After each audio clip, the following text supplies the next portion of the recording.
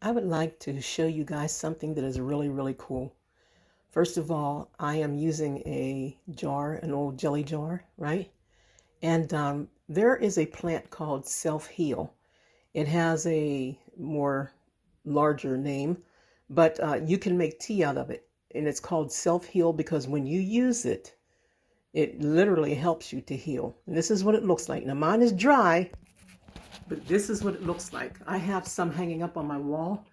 And it's, let me see if I can get in closer. I just want to show you what it looks like when you're seeing it in your yard. It's pretty. It's like a purple color. This has been hanging up for quite a while.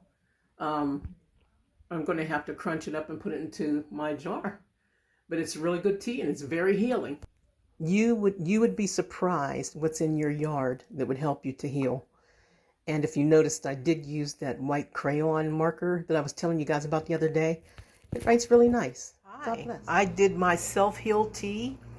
I just made my self-heal tea. I'm about to drink with my Natural Blue.